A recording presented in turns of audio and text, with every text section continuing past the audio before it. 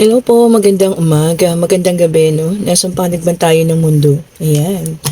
Sana po ay nasa maayos kayong kalagayan, ha? Ayan, medyo hindi maganda talaga yung ating pakiramdaman. Simula pa kahapon, talagang para akong, ang tawag dito, sisipunin. Ayan. Ayan, sana po kayo ay maayos, ha? At walang karamdaman po. Ang aga. Meron tayo ditong Eight of Swords. Ayan. Maraming salamat po pala sa mga nag-order ng ating mga merchandise sa napa-JNT ko na po lahat kanina. Ayan. Muli, salamat po sa inyong lahat ha.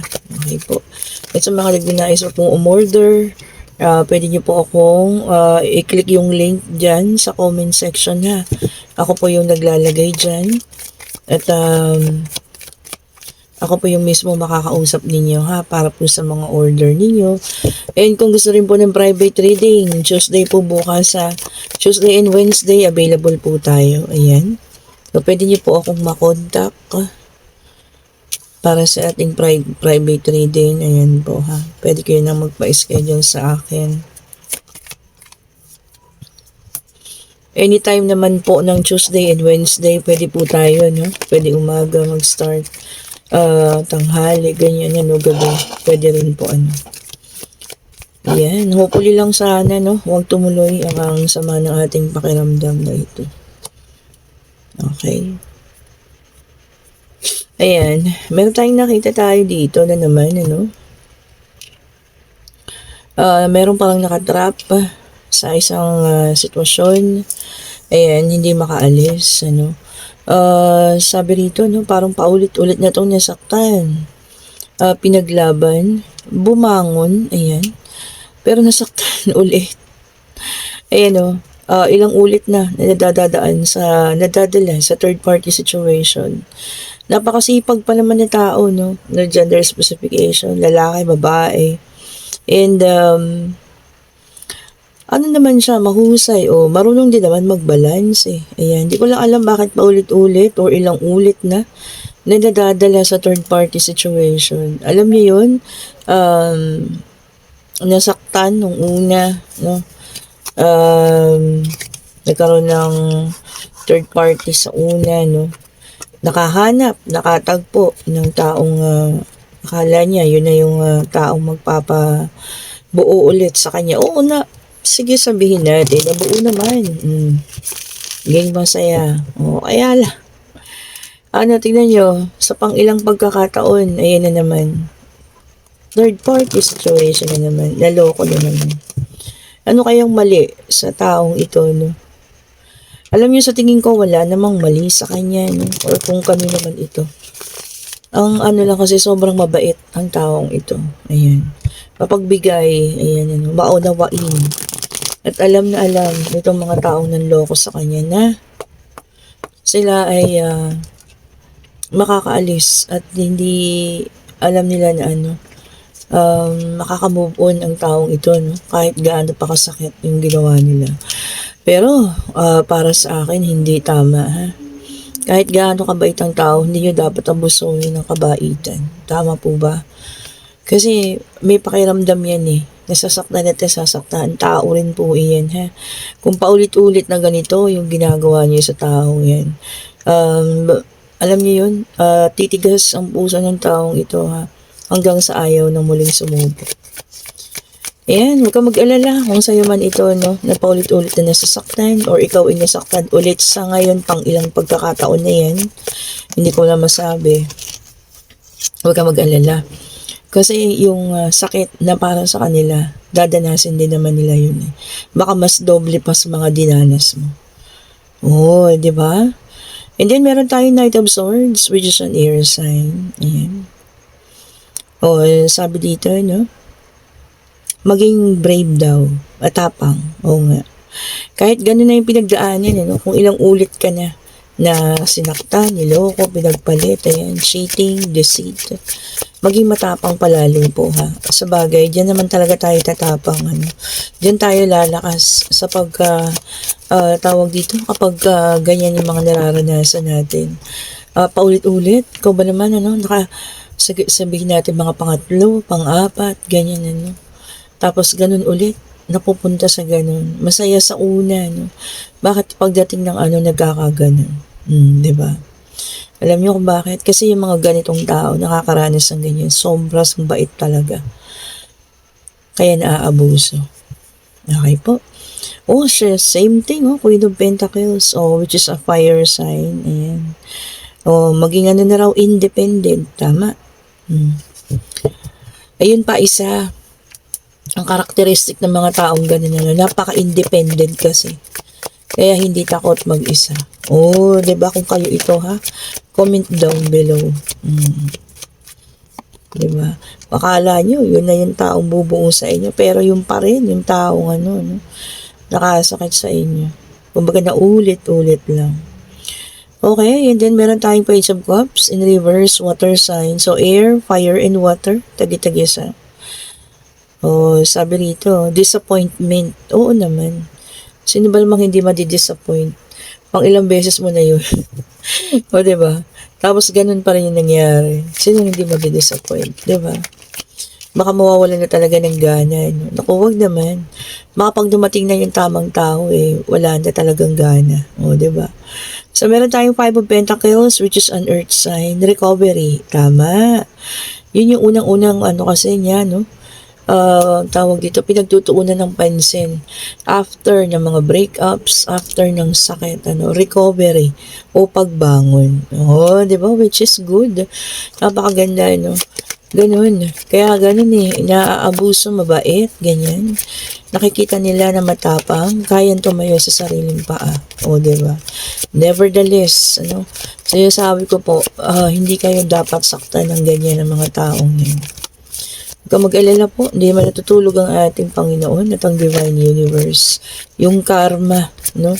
Yung karma rin, mapupunta sa kanila. Siguro, triple pa sa sakit na naramdaman mo. Okay? Ayun, may nag-reverse. Ito ang ating Temperance, a fire sign. O, ayan, lumabas na lahat, ha? O, ay, tawag-tawag isa. Air, fire, water and earth. O, tapos ito, fire. And then, ating temperance, ano, being sensible. Ayan. O, yung iba daw maghahanap ng purpose. O, ayan. Finding meaning. Baka may mga bagay-bagay kayo mga nais malaman, ano. Mga palaginip, mga pangyayari na gusto ninyong ano. Yung parang may mga hinahanap yung kung ano yung ibig sabihin. Oh, 'di ba? May mga taong ganun po ha. Mapaghanap ng mga tawag to explanation sa mga bagay-bagay. Okay, meron tayong Five of Wands, fire sign ulit. Ayan. Oh, sabi dito, magkakaroon ng tension. Saan to? Sa relationship, sa bahay, sa trabaho. Ayan, ingat-ingat ha, baka masangkot kayo sa kung anong tension man ito, no? So, mag-ingat po ha. Ayan. And then, meron tayong Two of Cups. Ayan, water sign. Oh, sabi rito, marriage. Oh, meron na namang mabubuong connection. Oh, ito yung mga ano ha. Siguro na-block. Ngayon, ito na, mabubuo na naman. Oh, kung ano man yan ha. Baka maaring sa pagkakataong ito maging maayos na siya ng tuluyan ha. Ayan, i-claim nyo na kung sa inyo yung mga connection na yan. And then meron tayong Four of Swords, air sign. Ayan. Sabi niya rito, planning for the future. May pag-iisip para sa susunod na mga araw. Ayan. Recovery, talagang pagbangon. Ano? So, marami talaga sa tao na ngayon, yung hindi na yung dinadaan yung sarili sa pagkalugmok at alam mo yun, iyak-iyak. Siguro iyak mga ilang araw, ganyan. Pero talagang makakapag-isip ng bumangon, ayan, maayos. Ano? Which is a good thing po, ha? O, diba? So, okay po yun. Then, meron tayong the star, an air sign, ayan. Sabi rito, fortune. Okay, and good omen. Sabi niya rin dito, healing o paggaling o makamaaring maraming humihingi ng pag-heal, ayan pag-move on, ayan, ng maayos, nang walang, tawag dito, nang hindi na talaga babalik sa mga ganong pangyayari o sa anumang taong ganon. Okay po. And then, meron tayong Wheel of Fortune, which is a fire sign. Ayan. So, dito naman, magkakaroon na tayo ng turning point or pagbabago. So, merong pag-ikot na, ha? So, ayun, no? Yun nga po, Wheel of Fortune, turning point. Ibig sabihin, pag-ikot, pagbabago. Ayan, ha? Kung ano man yung magbabago, ang pag-ibig mo ba, buhay pag-ibig, ang buhay financial, ayan, ha? Kung ano man yung turning point na yun, ano? Sana po para sa maganda, o 'di ba? Para sa mas maayos. And then meron tayong the moon. Meron pa rin mga ilan sa inyo or ilan diyan na nag-iilusyon pa rin. Maaring sa isang tao, maaring sa isang bagay, ha. Kung ano man po itong pinag-iilusyonan ninyo, yun nga lang ang masakit, ano, hanggang ilusyon na lang din siya. And then meron tayong the magician, which is an air sign. Ayan. O self-confidence, o talagang yung ano, ha, pagpapalakas ng loob, ayan, pagpapalakas ng sarili, yan ang uunahin natin, ano, which is good. Okay po, lagi nang unahin yung sarili, ha, yan nga sinasabi ko sa inyo. Yung sarili po, yung laging uunahin. O, ano man, sarili at sarili po ang laging unahin, ha. And then, meron tayong Knight of Pentacles, which is an earth sign, ayan. Meron kayong isang taong iniintay, kaya lang ang taong ito wala naman pong pagkilos na ginagawa. Nakatahimik lang siya. Gusto niya lang ng stagnant, ayan, nakatigil. Ito ang ating nauna, ha. Queen of Cups, which is a water sign, ayan. Ang water sign na Queen of Cups, ayan, is very compassionate. Baka may makakilala kayong ganyan. Meron din natural healing process, or marunong manggamot, ganyan, ha. Baka may makakilala kayong mga taong ganito po, or kayo mismo yan, madidiscover nyo sa sarili ninyo. And then, meron tayong Queen of Pentacles, which is an earth sign. Mga reyna naman ngayon naglabasan, ha. Okay po. Magiging financially independent na raw. Oh, ayun, ha. Talagang maraming nag-aano ngayon. Nagtutuon sa financial, parang yung iba talagang inaano muna yung sarili sa relationship. Mas gusto yung muna, pansarili muna. Oh, 'di ba? Talagang inuuna yung sarili natin. Okay, and then ito yung ating last card, Five of Swords in reverse, air sign. Ayan. Oh, may mga past issue pa raw na hindi natatapos. Maaring ito ay naghahanap ng closure, ayan, past resentment kasi. So, ibig sabihin, meron pang mga nangyari nung nakaraan na hindi pa niya makalimutan, ayan. Maaring talagang hinahanap niya muna ang pag-uusap ninyong dalawa. Lagi ko naman sinasabi, pinaka-the best na yun, na closure, yun talagang hindi na kayo nag-uusap. Bakit? Para hindi nyo na babalikan pa yung mga sakit na dulot ng mga nakaraan, ha.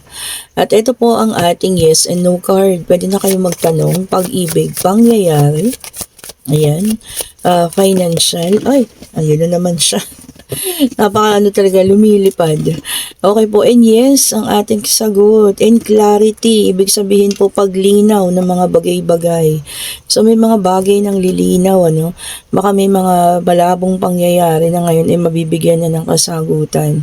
Or meron kayong talagang mga ninanais na malaman, mga katotohanan, na talagang ito na, malalaman at malalaman nyo na kung bakit nagkaganon. Okay po, minsan sinasabi ko nga, yung katotohanan, napakasakit niyan. Kaya lang nasa tao sa pagtanggap na rin, ha, kung paano mo siya tatanggapin.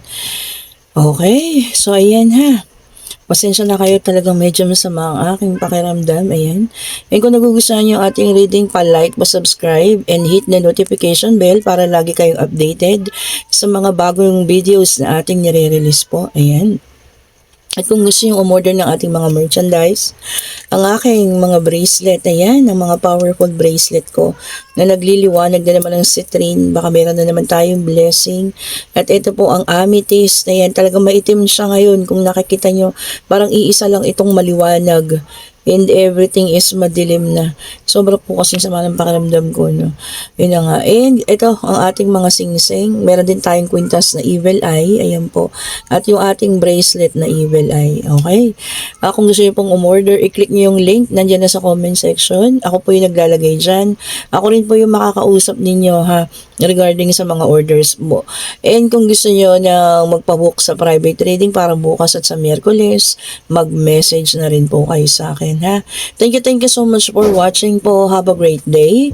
Have a nice day po sa lahat, ha? Ingat-ingat po. Talagang maraming, pakiramdam ko talagang maraming ngayon, sa virus na nagkalat. Bye-bye po sa inyong lahat. Happy Monday.